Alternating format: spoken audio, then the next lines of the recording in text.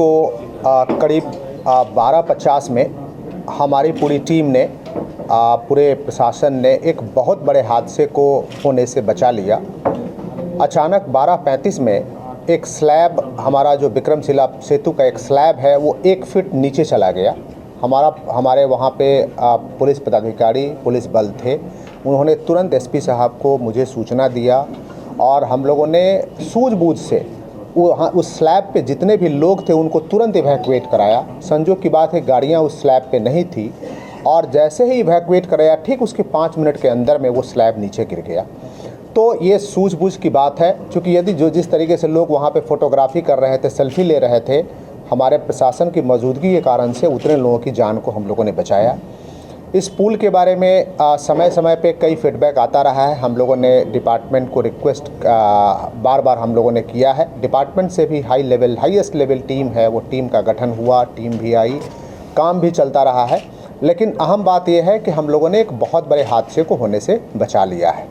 वैकल्पिक मार्ग के रूप में हम लोगों ने बात किया है हेडक्वार्टर लेवल से, और हेडक्वार्टर लेवल से अनुमति मिल चुकी है कि बड़े बड़े क्रूज चलाने के लिए जो सरकार के द्वारा चलाया जाएगा। अभी उनके साथ मेरी बैठक है। मोस्ट प्रोबेबली आज सेकेंड हाफ से या कल फर्स्ट हाफ से ही उस क्रूज का संचालन हम लोग प्रारंभ करेंगे।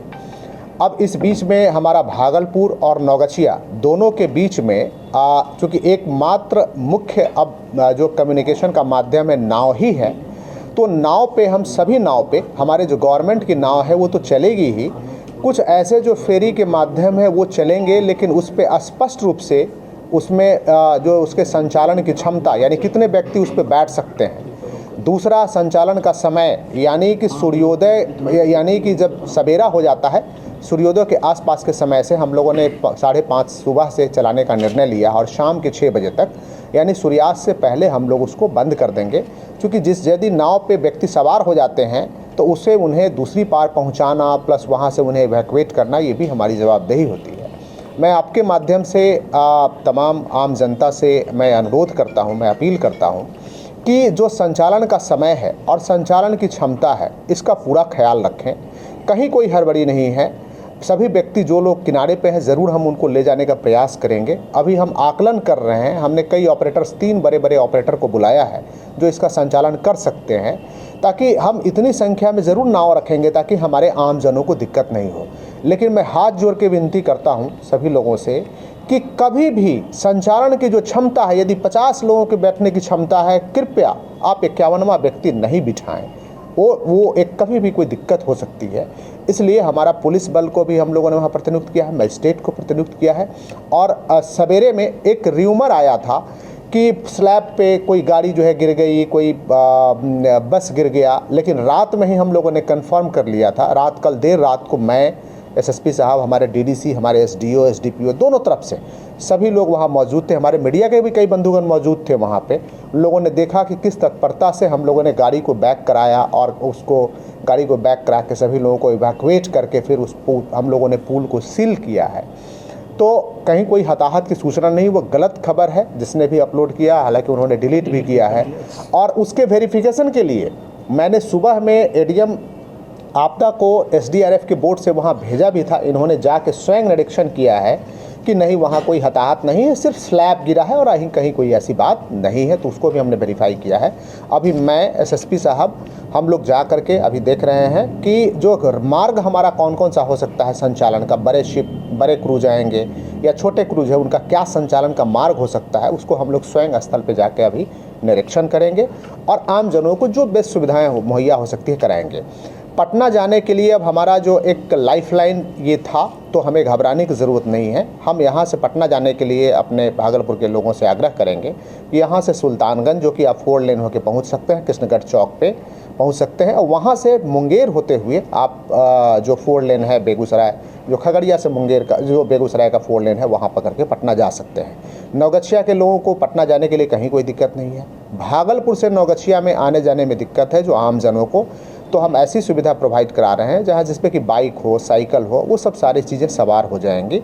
लेकिन किन्हीं को गाड़ी से आना हो तो एक मुंगेर होते हुए हमारा एक ये इम्पॉर्टेंट लाइफलाइन रहेगा। कौन कौन सा जगह चिन्हित किया है जहां से कि नाव का परिचालन हो सकता है? हमने अभी बरारी घाट को चिन्हित किया है जहां से कि बड़े क्रूज लग सकते हैं। यहाँ डॉकेट हमारा वो ये प्लेटफॉर्म बना हुआ है जहां से कि आम जन सवार होकर के जा सकते हैं। वैसे अल्टरनेटिव में एक छोटे परिचालन के लिए हम लोग बाबूपुर के पास से भी शुरू करेंगे।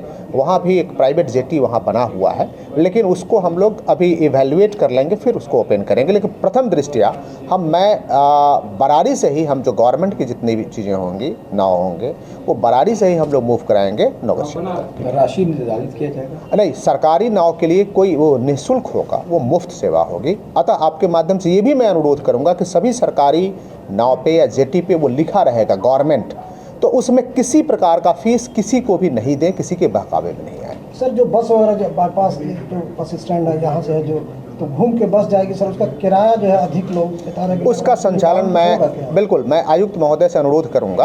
उनकी अध्यक्षता में किराया निर्धारण कमेटी होती है, मैं अनुरोध करूंगा और वो भी हम लोग निर्धारित कर देंगे ताकि दिक्कत नहीं। सर एक बात बताइए, जो पुल टूटा है, जो स्लैब गिरा है, क्या उसको लेके बेली ब्रिज बनाने की भी कोई बात हो रही है? यस, आपको मैंने अनुरोध किया है विभाग से, और विभाग में बहुत हाईएस्ट लेवल पे मीटिंग्स चल रही हैं, और जो हाईएस्ट पॉसिबिलिटी है हमारा जो उच्च स्तरीय टीम है विभिन्न विभागों के, अपने राज्य से प्लस बाहर से पूरे देश स्तर पे सभी लोग की बैठक चल रही है, वो उससे ग्रातिशीघ्र उसको बनाने का काम भी किया जाएगा। और आपको ये भी बता दें कि जो बगल में जो पैरेलल जो 6 लेन ब्रिज है, विक्रमशिला ब्रिज, इसका भी बनाने का समय मार्च 29 था, जिसको कि ऊपर में हाई लेवल कमेटी के द्वारा निर्धारित किया गया कि इसको और जल्दी बनाएं, 2028 में ही हम पूरा करें ताकि आम जनों को हम और सुविधा बेहतर दे सकें। रजिस्ट्रेशन प्राइवेट, दूसरा कि जितनी प्राइवेट नाव वहाँ से चलेगी उसका रजिस्ट्रेशन होगा, उसका फीस का निर्धारण होगा, उसी फीस पे लेकर के लोग चलाएंगे। उससे अतिरिक्त फीस की यदि शिकायत मिलती है, यदि कोई निजी नाव से जाना चाहते हैं तो ये स्वेच्छा है उनकी, सरकार की नाव है और निजी नाव है, स्वेच्छा है, हम किसी को रोक नहीं सकते हैं कि आप इसी मार्ग से और इसी नाव से आप ट्रेवल करें। आप जाते हैं तो वो उसी शुल्क का उसी शुल्क के तहत वो जाएंगे, ऐसे ज़्यादा नहीं ले सकते। बिल्कुल, आप सभी जगहों पर पुलिस बल और मजिस्ट्रेट की व्यवस्था हम लोग कर रहे हैं, पुलिस फोर्स हमारा वहाँ पहुंचा हुआ है, उसको हम लोग डिप्यूट भी प्रॉपर जो 2 शिफ्ट में है हम लोग डिप्यूट भी वहाँ कर रहे हैं। सर मेंटेनेंस कौन सी एजेंसी कर रही थी? ये तो विभाग का है पुल। पहले वैसे आपको बता दें कि ये पुल हमारा 26-27 साल से अधिक पुराना हो चुका है। इसके शुरुआत परिचालन होते हुए आपको गंगा सेतु में भी कुछ इश्यूज़ था, जो ये कैंटिलीवर डिज़ाइन था, वो तो टेक्निकल बात है। यहाँ भी कुछ डिज़ाइंस थे, उसको लेकर के जो एक्सपर्ट कमेटी है वो डिटेल रूप में आपको बताएगी। लगातार आप लोग भी विजिट कर रहे थे, हम लोग भी लिख रहे थे, आ रही थी, चेक कर रहे थे, बोले सब ठीक है चल रहा है, फिर ये नहीं, आपको अवगत कराना चाह रहे हैं कि उसमें क्या क्या एरर है, उसके लिए कमेटी ने रिपोर्ट दिया था और उस रिपोर्ट पे उसकी एस्टिमेशन भी हो चुकी थी जो एडवांस लेवल पे था, लेकिन उसके लिए विभाग बेहतर होगा कि विभाग से लोग अपडेट करें। सर बस सेवा जो चलता है पूर्णिया के लिए, तो अभी से आप लोगों को सारी जो प्रशासन की व्यवस्था है उसके बारे में बता दिया है। और जहाँ तक पुलिसिंग की रही बात, तो हम लोग जो भी तीनों घाट जो भी वहाँ स्टार्ट होंगे, अभी फ़िलहाल 2 ही घाट पे स्टार्ट होंगे प्रशासन की तरफ से, तो वहाँ पे पर्याप्त संख्या में पुलिस बल और पदाधिकारी हमारे रहेंगे। बस एक ही अनुरोध रहेगा कि जो भी आमजन है जो जोर ज़बरदस्ती नहीं करें और सहयोग से जो उसकी क्षमता है, अगर थोड़ा देर आधे घंटे वेट करना पड़े, सुरक्षित सफ़र चाहिए तो उसमें सहयोग करें प्रशासन के साथ। प्रशासन आपके साथ खड़ा है। और जो लोग 4 व्हीलर या बड़ी गाड़ियों से जाना चाहते हैं तो ऑब्वियसली इसके लिए जो है बताया गया कि सुल्तानगंज होते हुए मुंगेर के रास्ते से बेगूसराय होते हुए जाया जा सकता है।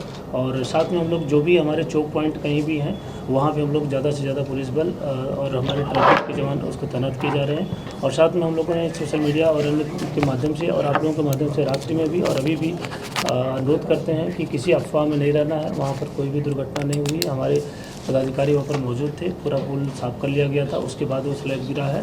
तो इस तरीके से कोई वहाँ पर जान माल की कोई क्षति नहीं हुई है। और आगे जो भी आमजन के लिए बेहतर सुविधा हो सकती है और भागलपुर पुलिस प्रशासन वहाँ खुद संकल्पित है।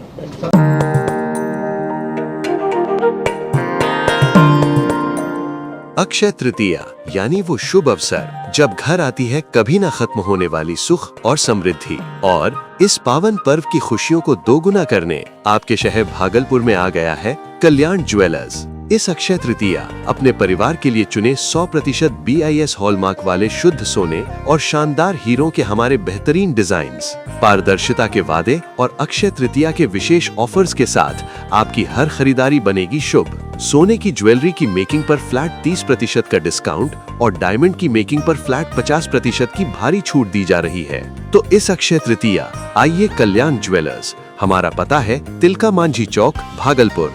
कल्याण ज्वेलर्स, विश्वास जो पीढ़ियों तक चले।